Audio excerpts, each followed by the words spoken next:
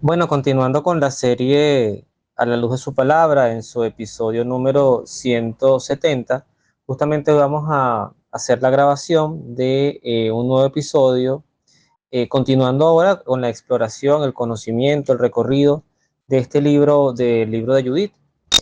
Como siempre les digo, para mí también es un descubrimiento y una gratitud a Dios el hacer esta serie, este podcast, que es el más longevo que llevo del canal de YouTube y del ministerio, porque me ha permitido pues descubrir una cantidad de libros de la Biblia que además, más allá del nombre y de algunos puntos principales que a veces superfluamente uno puede dominar, pues también te da mucho material de formación y sobre todo de admiración.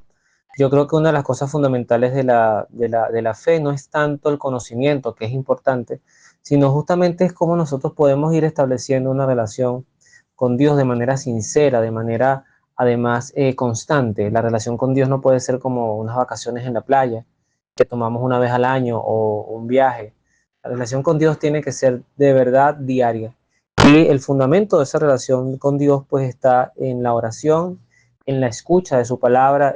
Ayer justamente, de hecho, en una celebración eucarística, vísperas de la Asunción de María, que celebramos el día de hoy, este episodio debió salir ayer, pero bueno, lo estoy haciendo hoy jueves 15 de agosto, y es día de la Asunción, y el sacerdote Agustino decía que San Agustín tiene una frase que indicaba lo siguiente: si nosotros queremos escuchar a Dios, pues debemos leer su palabra.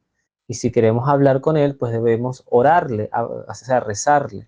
Entonces creo que en ese contexto, cuando cada vez que me permito leer la palabra de Dios, no soy yo el que está hablando, es literalmente es palabra sagrada, es Dios que nos habla a nosotros. Entonces, en el episodio anterior veíamos todo un tema complejo para el pueblo de Israel por la amenaza invasora de además un gobierno, un imperio bien destructor, que era el gobierno de los asirios. Ellos además se habían encargado eh, de acabar con todo el reino del norte de Israel en su momento, con el destierro.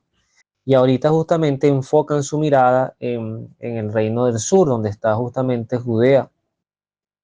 Y apareció un personaje pues temido, que era Holofernes, un general que además ya había pasado por otros pueblos y había ido destruyendo cantidad de poblados, de poblaciones, ¿no? Ante ese punto están como los preparativos. Holofernes descubre que hay un pueblo de Israel y que además este pueblo, como que a diferencia de los otros, pues no está dispuesto a ceder tan fácil, no está dispuesto a entregar su tierra o sobre todo su fe, porque esto es importante, tiene puestas sus esperanzas en un Dios Sabaoth, que es el Dios de los ejércitos, un Dios que los protege. Esa mirada es muy bonita también. Entonces, bueno, vamos a seguir avanzando en esta historia. Hoy vamos a ver un poquito, Holofernes pide más datos sobre este pueblo de Israel, y en el capítulo 5 de Judith se los van a dar. Vamos a ver qué dice justamente este texto. Comienzo la lectura.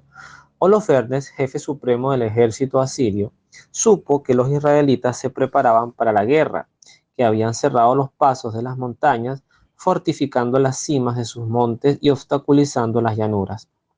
Se enojó muchísimo y llamó a los jefes de Moab, a los generales de Amón y a todos los gobernadores del litoral, y les dijo: hijos de Canaán, díganme, ¿qué pueblo es este que se estableció en la montaña? ¿Qué ciudades habita? ¿Cuál es la importancia de su ejército? ¿En qué consiste su fuerza y su poder? ¿Qué rey guía su ejército? ¿Y por qué no se ha dirigido a mí como los otros países occidentales? Fíjense ustedes, aquí me detengo, porque aparece un punto importante, un punto diferenciado, que además a mí me parece que nosotros los cristianos lo tengamos claro, porque el cristiano marca camino, el camino es Cristo. Aquí no estamos hablando de un pueblo cristiano, ciertamente, estamos hablando de un pueblo que todavía tenía una revelación parcial, no sabían quién era Jesús, solamente tenían la relación con el Padre. Pero permitiendo adaptar la lectura a nuestro tiempo, el cristiano es diferente. El cristiano llama la atención porque debe ser diferente, pero diferente para bien, no diferente clasista, no diferente excluyente, no diferente tipo secta, que nada más habitamos un grupo y nos salvamos pocos. El cristiano invita a una vida totalmente distinta, no utilitaria, no desechable, donde todos tenemos un valor y donde todos estamos llamados, y esto es importantísimo por el exacerbado abuso que se le da al tema de la misericordia de Dios, estamos llamados a la conversión. No puede haber un espacio para la misericordia de Dios donde previamente no hay en nosotros una limpieza y una actitud de arrepentimiento y de deseo de cambio de vida. Ya eso lo hablaremos en otros momentos. Yo sé que también lo he hablado en otras oportunidades. Entonces, esa diferencia de este pueblo es lo que hace que este general, pues mire, voltee a verlo y a preguntarse exactamente qué hay en ellos tan distinto a los otros pueblos que se le habían rendido a sus pies sin ningún tipo de mayor problema. Agior, general de los amonitas, les respondió: escucha, señor, que te diré la verdad sobre este pueblo que habita esta montaña junto a la que te encuentras. Este pueblo desciende de los caldeos. Habitaron primero en Mesopotamia, pero no quisieron seguir a los dioses de sus padres, que vivían en Caldea. Se apartaron del culto de sus padres y adoraron al Dios del cielo, al Dios que habían reconocido. Por esto, sus padres los despidieron de la presencia de sus dioses y se refugiaron en Mesopotamia, donde permanecieron largo tiempo. Pero su Dios les aconsejó salir de su casa y marchar a la tierra de Canaán. Se establecieron en ella y adquirieron oro, plata y gran cantidad de ganado. Después bajaron a Egipto porque el hambre se extendió en Canaán y permanecieron allí mientras tuvieron alimentos. Allí el pueblo aumentó mucho, de modo que ya no podían contarse. El rey egipcio los obligó a trabajar haciendo ladrillos y los oprimió y los redujo a la condición de esclavos. Clamaron a Dios, que castigó la tierra de Egipto con plagas incurables. Entonces los egipcios los mandaron lejos de ellos. Dios secó el mar Rojo para que pasaran y los condujo hasta el Sinaí y Cades Barne. Escucharon a todos los habitantes del desierto.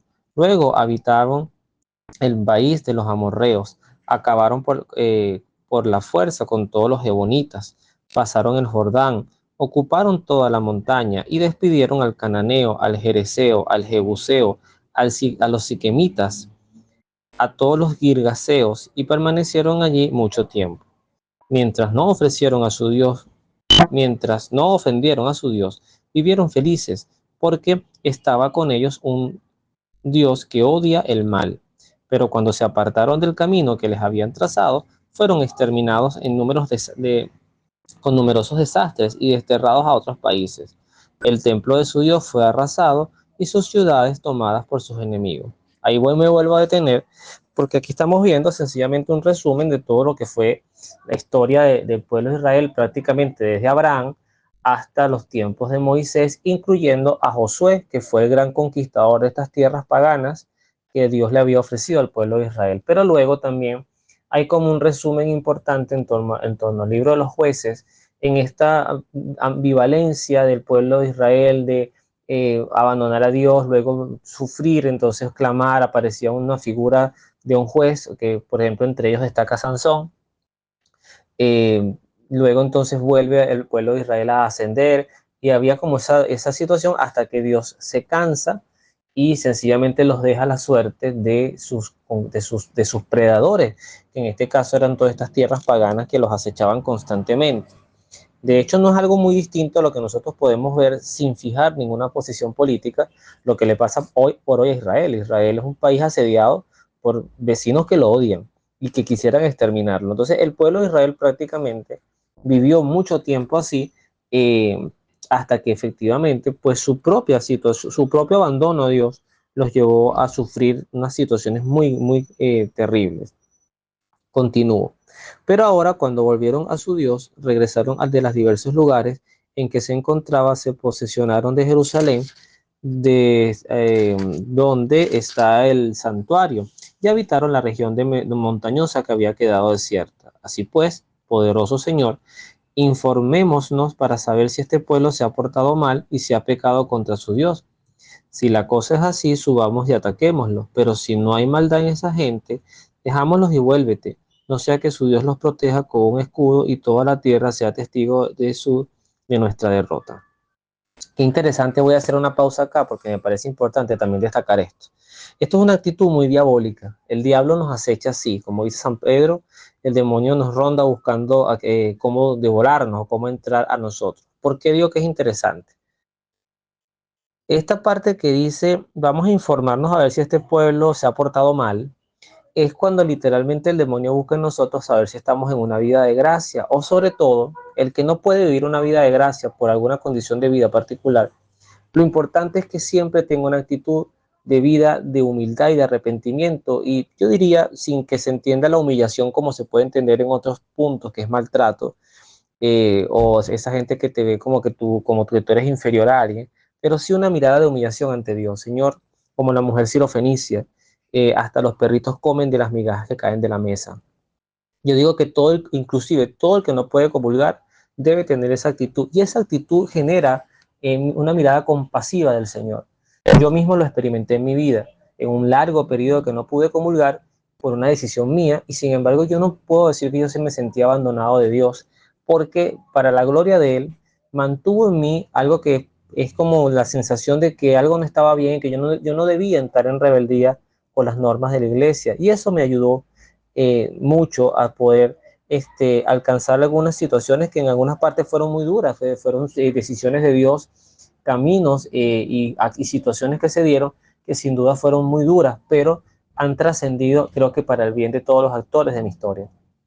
Ahora bien, el demonio entonces nos acecha, a ver si estamos en pecado mortal, a ver si estamos debilitados, lo cual quiere decir que el no estar en gracia o el no tener esa actitud de arrepentimiento, de querer estar cerquita de Dios, así sea comiendo de las migajas que caen de la mesa, pues nos deja sin duda muy indefensos. Y eso hay que tenerlo muy presente porque eso es lo que le da sentido a la confesión, el asistir a misa, el alimentarnos de la palabra de Dios, el formarnos en vivir jornadas de oración comunitarias o familiares, también individuales, no digo que no, pero siempre es importante la oración. Al entonces terminar este consejo, cuando Agior terminó de hablar, el pueblo reunido en torno a la tienda comenzó a gritar. Los magnates de Holofernes y los habitantes de la costa de Moab hablaron de apalearlo. No temamos al hijo de Israel o a los hijos de Israel. Es un pueblo sin fuerza que no está preparado para una lucha dura. Subamos, Señor Holofernes, que serán un botín para tu ejército. Palabra de Dios, te alabamos, Señor. Me detengo ahí para seguir avanzando en esta historia porque estamos preparándonos para una gran invasión. Y aquí vemos los preparativos. Fíjense que yo sí creo, y esto también lo he escuchado, que nuestros grandes enemigos sin duda son seres espirituales, son los demonios, son las tentaciones que a veces nos buscan pues desviar del camino del Señor. Ante esa realidad y ante esa mirada, yo creo que tenemos que estar atentos, que así como el mal se prepara para atacarnos, para primero con las tentaciones y luego que caemos en alguna, pues mantenernos allí enlodados en la mugre del pecado. Nosotros también tenemos que fortalecernos con la gracia, con la oración, con la confianza, deshacernos de supersticiones, deshacernos de cosas que ofendan a Dios y otros dioses. Me atrevo a dar nombres, deshacernos de la santería, del espiritismo, de los horóscopos, de las técnicas de meditación que le damos un poder divino también. La gente que dice que no se puede relajar sino con el yoga, por ejemplo, creo que desconoce una de las grandes bondades que tiene, por ejemplo, la oración, y también que es importante ofrecer nuestros sufrimientos a Dios, que no son pocos a lo largo de nuestra vida. Fíjense ustedes lo cegada que puede ser la mirada de la gente obstinada, de la gente que realmente se aferra a sus propias maldades y no acepta la cercanía y el amor del Dios verdadero. Que a razón de esto vamos a reflexionar o a recordar la última parte del texto del libro de los Hechos de los Apóstoles, en su capítulo 7, versículos 51 al 60, que es la muerte de Esteban. Esteban fue el primer mártir de nuestra fe cristiana católica, el primer hombre que murió por literalmente ser cristiano y defender la verdad. Pero fíjense ustedes cómo Esteban muere por decir algo que es muy parecido a ese refrán que dice: por la verdad murió Cristo. Esteban dice: ustedes son un pueblo de cabeza dura. Él había previamente, narrado todo el comportamiento del pueblo de Israel muy similar a lo que había hecho este general eh, Agior en torno a Holofernes. Había hecho Esteban había hecho una descripción muy similar. Eso lo pueden ver en el texto completo del capítulo 7, que es muy largo. No lo quiero hacer para no extender mucho el episodio, pero pueden leer del capítulo 1 al capítulo 49 o al capítulo 50, donde él de hecho reprocha cómo Israel, a pesar de tantos prodigios que había hecho Dios, pues este es un pueblo obstinado que al final hasta pidió un rey. Dios nunca les propuso a ellos tener un rey. Saúl fue un rey que el pueblo pidió. Y no olvidemos la frase que Dios le dice a Samuel. Le dice, dales a su rey, porque ellos no te están rechazando a ti, me están rechazando a mí. Esa frase a mí es una de las frases bíblicas que más me ha marcado del Antiguo Testamento, porque habla claramente cuando nosotros, por imponer un amor, un deseo, unas ganas, un proyecto por encima de Dios, que Dios nos está advirtiendo con su palabra, con su enseñanza, que no debemos, y sin embargo nosotros insistimos, pues justamente me recuerda mucho, porque yo también lo hice en mi vida, lo he hecho, rechazarlo a él en algunos momentos porque no me conviene tenerlo como referencia para ese momento. Por eso es que el podcast de hoy se llama Cuando creer en Dios resulta una ofensa para otros. Y cuando queremos agradar a otros y no agradar a Dios, pasan estas cosas. Entonces, bueno, dice Esteban, repito, ustedes son un pueblo de cabeza dura y la circuncisión no les abrió el corazón ni los oídos. Ustedes siempre resisten al Espíritu Santo, al igual que sus padres. ¿Hubo algún profeta que sus padres no hayan perseguido? Fíjense qué palabra tan dura. ¿Hubo algún profeta que sus padres no hayan perseguido? Ellos mataron a los que anunciaban la venida del justo y ustedes ahora lo han entregado y asesinado. Ustedes que recibieron la ley en medio de ángeles, pero que no la han cumplido. Al oír este reproche, pues los que estaban ahí eran los sacerdotes del templo, los fariseos, los saduceos. De hecho, ahí estaba Saulo, que luego sería Pablo, o también es Pablo, parece que uno es el nombre romano y otro creo que era el nombre en traducción griega o hebrea. Esta parte sí se las debo. Pero ahí estaba Saulo y esta gente estaba, dice aquí el texto, rechinaban los dientes de rabia contra Esteban. Pero él, lleno del Espíritu Santo, fijó sus ojos en el cielo y vio la gloria de Dios y a Jesús a la derecha. Y exclamó, veo los cielos abiertos y al Hijo del Hombre a la derecha de Dios. Entonces empezaron a gritar, se taparon los oídos y todos a uno se lanzaron contra él. Lo empujaron fuera de la ciudad y empezaron a tirarle piedras. Los testigos habían dejado sus ropas a los pies de un joven llamado Saulo. Mientras era apedreado, Esteban oraba así, Señor Jesús, recibe mi espíritu. Después se arrodilló y dijo con fuerte voz, Señor, no les tomes en cuenta este pecado. Y dicho esto, se durmió en el Señor. Palabra de Dios, te alabamos, Señor. Justamente este término, se durmió en el Señor, también es importante y bonito que coincida con la asunción de María, porque en torno a María hay como dos, nos explicaba ayer el sacerdote también en la víspera de esta fiesta, hay como dos enseñanzas. Una, que María murió, se usa el término morir, e inmediatamente su cuerpo fue elevado al cielo en cuerpo y alma, o ella fue subida al cielo en cuerpo y alma, y la otra es que se durmió, una suerte de éxtasis, de un coma, y en ese dormirse pues también fue elevada. En este caso Esteban fue asesinado, pero el texto, el autor sagrado, Lucas, usa el término dormirse. Qué bonito, que además esto coincida con la fiesta de la Asunción. Bueno, ya para terminar, justamente vemos cómo las personas que se aferran a sus deseos, al final terminan actuando ante la palabra de Dios, ante la escucha de la palabra de Dios, como demonios atormentados. Esta actitud de taparse los oídos, de no quererte escuchar más, es porque realmente les movía lo que Esteban decía. O sea, los hacía moverse y reconocer que sin duda, como lo hizo Pedro cuando recibieron el Espíritu Santo, que les dijo, ustedes mataron al Salvador, pues resulta que efectivamente ha sido así. Y esta culpa no solamente recae sobre ellos, recae también sobre nosotros, porque efectivamente nosotros, cada vez que pecamos y que nos alejamos de Dios, que dejamos de asistir a misa, que relativizamos los aspectos doctrinales de nuestra fe, inclusive dentro del propio clero, hay que decirlo con mucho dolor, pero hay que decirlo, nos invita, a pesar que nosotros también estamos cada día, cada año, cada generación, seguimos rechazando al Dios verdadero, lo seguimos asesinando, y sobre todo lo más peligroso, cuando nos dedicamos de una u otra forma a esto que yo estoy haciendo, y cuando queremos hablar en nombre del Dios Altísimo, hay que tener mucho cuidado, porque puede haber alguien que te escuche y forje su fe la simiente en base a tus enseñanzas, pero si tus enseñanzas y las mías están centradas en mi experiencia de vida, en mis heridas, en lo que yo creo que debería ser, yo lo que estoy es malformando a alguien y condicionando su propia salvación. Y esa culpa también recaerá sobre nosotros. Así que bueno, hermanos, gracias por la escucha. Que Dios los bendiga. Nos vemos en la oración.